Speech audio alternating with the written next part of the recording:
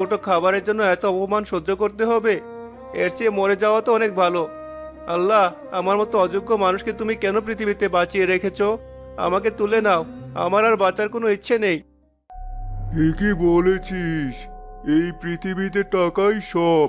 টাকা না থাকলে সম্মান নেই, ভালোবাসা নেই, বেঁচে থাকার কোনো অধিকারও নেই। কে কে ওখানে? কে কথা বলে? গাছের ডালপালাগুলো শনশন শব্দে কেঁপে ওঠে, চারদিকে একটা হিমশীতল বাতাস বইতে শুরু করে। আমি এই গাছের অতৃপ্ত আত্মা। আমি এই গাছের পাহারাদার। অনেক দিন ধরে আমি এখানে আছি। মানুষের তাজা রক্ত আমার খাবার। আজ তুই আমার রাতের খাবার। আমি জীবনও কারো কোনো ক্ষতি করিনি। আমি খুব অসহায়। আমার বেঁচে থাকারও কোনো ইচ্ছে নেই। তুমি যদি আমাকে খেয়ে শান্তি পাও তাহলে খাও, আমার কোনো আপত্তি নেই। অদ্ভুত!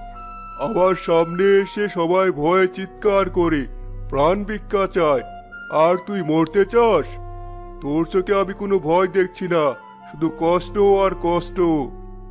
ভয় পেয়ে কি হবে? যার বেঁচে থাকারই কোনো অর্থ নেই, তার আবার মরার ভয় কিসের? তোর কথা শুনে আমার অনেক দিনের ক্রোধ কিছুটা হলেও শান্ত হচ্ছে। কিন্তু আমি যদি তোকে ছেড়ে দিই, তুই তো আমার কথা সবাইকে বলে দিবি। তখন আবার শিকার ধরতে অসুবিধা হবে। আমি কাউকে কিছু বলবো না। আমি তো এই গ্রামের মানুষই না। আমি কাল সকালে এই গ্রাম ছেড়ে চলে যাব, আর কোনোদিনও এদিকে ফিরেও তাকাবো না। ঠিক আছে, তোর দুঃখ আমাকে স্পর্শ করেছে। যা, চলে যা এখান থেকে। আর এক মুহূর্ত এখানে থাকবি না। একটা প্রশ্ন করতে পারি? কি প্রশ্ন? তুমি তো জন্ম থেকে এমন ছিলে না। কোনো আত্মাই কারণ ছাড়া রক্ত পিপাসু হয় না। তুমি কেন নিরীহ মানুষদের মারছো? তাদের কি দোষ? তারা তো তোমার কোনো ক্ষতি করেনি। গাছটা আবার ভীষণভাবে কেঁপে ওঠে। সেই আত্মা ধীরে ধীরে তার অতীতের দরজা খোলে।